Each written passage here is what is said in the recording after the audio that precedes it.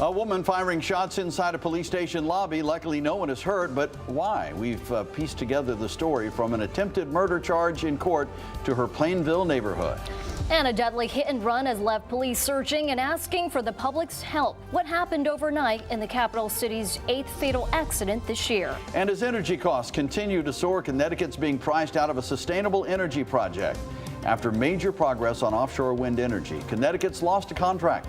Straight ahead, we'll tell you why and what it means for the project's futures. Plus, pumpkin season means the return of some of Connecticut's favorite fall visitors. Pumpkin Town USA is full of new characters, family fun, and sweet treats. We'll take you there, plus more plans for your weekend, rain or shine. Now at 6, this is Fox 61, Connecticut's news station. Good evening and thanks for joining us for the Fox 61 News at 6. I'm Brent Harden. And I'm Carmen Chow. We are learning new information tonight about the woman at the center of a major police investigation in Bristol. 51-year-old Suzanne LaPrise went before a judge after allegedly opening fire at officers inside the lobby of the police department. Fox 61's Matt Caron has our story from outside of the courthouse. Well, today we learned Suzanne LaPrise is a mother of 3. She volunteers at her local church, and she works to help the elderly. Not exactly the kind of profile that you would expect for someone who could commit such a crime. But we also talked to her neighbors who said something about her just seemed off. She is the neighbor that always would wave, but wouldn't say anything, but she was kind of creepy. This is the welcome mat outside the Plainville apartment of 51-year-old Suzanne LaPrise. Neighbors shocked to learn the mom next door was allegedly the one who walked into the lobby of Bristol PD Thursday night and opened fire, spraying bullets at officers from her high-capacity magazine. That's honestly incredibly shocking to hear, considering that we actually just recently moved to Plainville. We found this town to be a very quiet suburban neighborhood, so that is absolutely shocking to me right now. LaPrise, who was allegedly drunk and high at the time, was arraigned in New Britain Superior Court. Standing beside her public defender, we learned more about her. She's a mother of 3 adult children, including her 33-year-old son, who has Down syndrome. She is his main care provider. She feeds him, she dresses him, she gives him his insulin that he needs every day, and she also has experience doing this because, as she indicated to me, she spent 21 years of her life working for the Connecticut Department of Developmental Services. LaPrise was most recently working part-time at an adult day center, providing support to the elderly. These charges are very alarming. So alarming that the judge required her to post 30% of her $1 million bond in order to get out. She's facing a slew of criminal felony charges. My understanding that it has been reported that this may have been a suicide attempt. LaPrise told her public defender she probably suffers from mental health issues. Actually makes me feel very uncomfortable. She could have done that to our neighborhood, and I wouldn't want that. I wouldn't want my family hurt. No one was hurt during LaPrise's police lobby rampage. Bulletproof glass did its job, and so did police, who shot back and quickly deployed a stun gun to take her down. LaPrise was placed on a suicide watch while she's being held behind bars. She's scheduled to appear in court next on October 16th.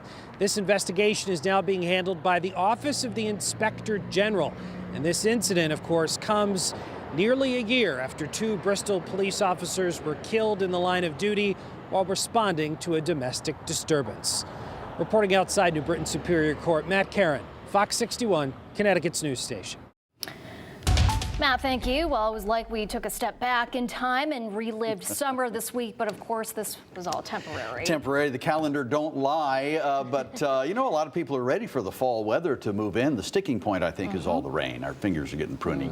Chief Meteorologist Rachel Frank joining us now. Rach? Yeah, and especially with rain over the weekend. Could we schedule it for a Monday, a Tuesday? Every weekend it seems like we have at least some, and tomorrow will be no exception, with off and on showers and the chance for some locally heavy downpours. I don't think the rain that we end up seeing tonight into tomorrow is as heavy as it was a week ago, and I also think that flooding is going to be more likely to the west of Connecticut. You'll see we're on the eastern side or the eastern edge of this big area with a flood watch. That being said, we will all get some rain as we head through the evening tonight. tonight and then off and on through the day tomorrow as well. Cloudy skies right now overlooking Hartford as we get closer to sunset. And while most of the state is dry or just dealing with a little drizzle, there are some heavy downpours here from New Fairfield up through New Milford. That will be something that we continue to see as we head through the next 24 hours, where some towns are dry and it's really not so bad as we head through a good chunk of the day tomorrow, while others are getting socked with heavy downpours again and again. Heading through the evening tonight, we'll see overnight lows staying in the 60s, and through the day tomorrow, fog, mist, off and on showers, heaviest rain likely in western Connecticut. We'll see the lowest totals in eastern areas. We'll take you through the future radar and talk about that drier Sunday that we deserve coming up. All right, Rachel, thank you. Hartford police are now investigating the 8th fatal accident of 2023 in the capital city. This time they are seeking the public's help to identify a driver who hit and killed a man on Hamilton Street overnight.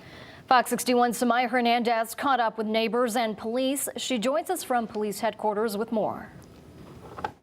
5 of the 8 fatal crashes this year have involved pedestrians. Overnight, first responders tried to revive a man after he was hit by a car. They were not able to do so. Today, police are searching for that driver.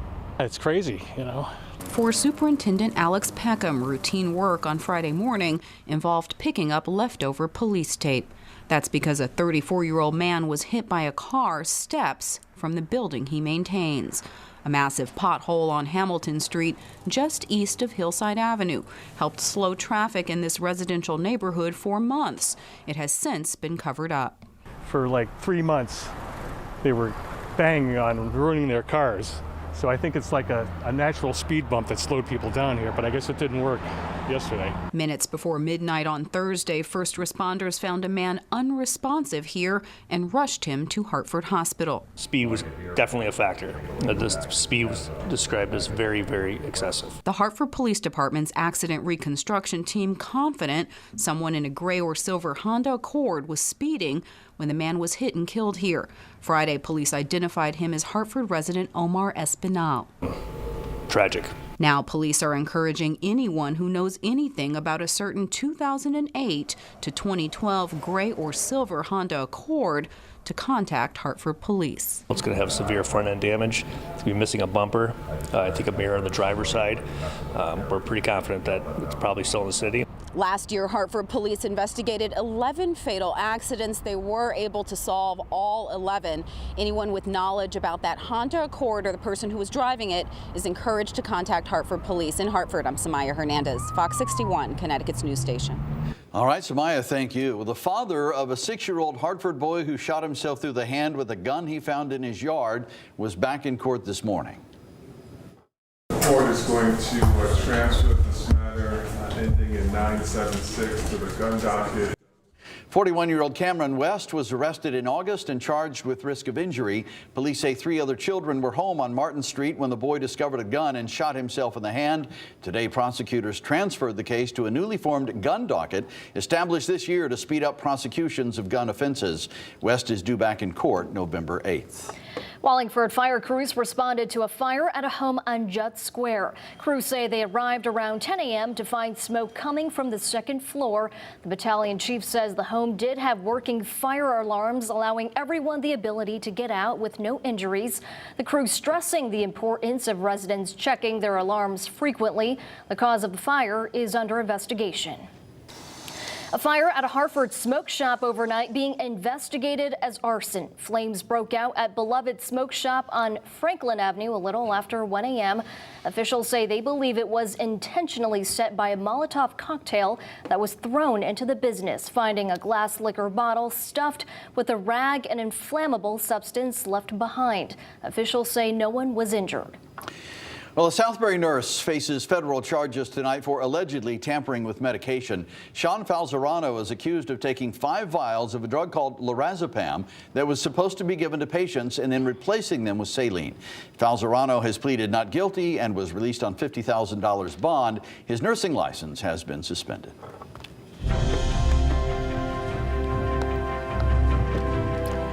Well, Governor Ned Lamont approved the billions of dollars in state bonds this morning for transportation improvements, infrastructure upgrades, and more. Fox 61's political reporter Emma Wolforce was there and breaks down those details.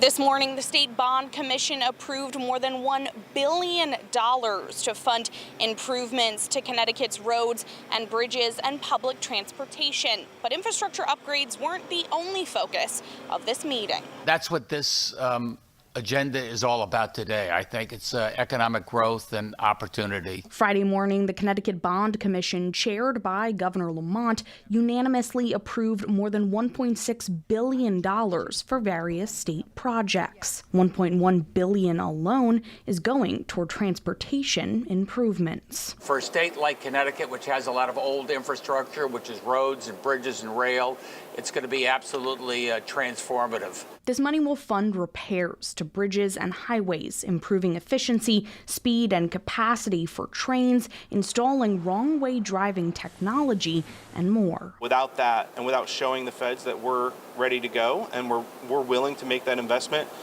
they wouldn't look favorably upon our grant applications. The commission also approved around $540 million for other projects, like a historic investment for the University of Connecticut and money to purchase new voting machines. Probably the biggest contribution to University of Connecticut ever.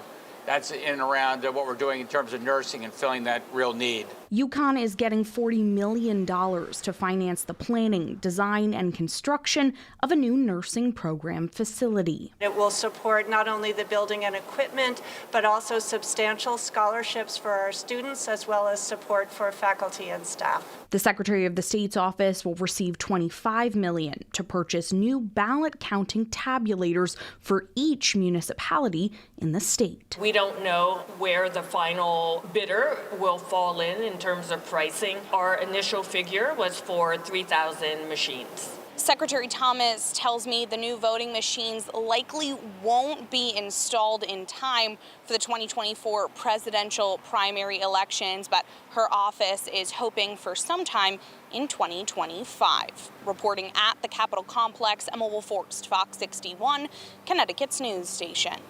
All right, Emma, thanks. Well, still to come, a new report shows the massive scope of the climate refugee crisis. We'll have how it could continue forcing people, especially kids, from their home. And all the stores are stocked on Halloween candy, but it's costing quite a bit more this year. A lot of people assume inflation, but turns out there's a lot more going on. Stay with us for your consumer report.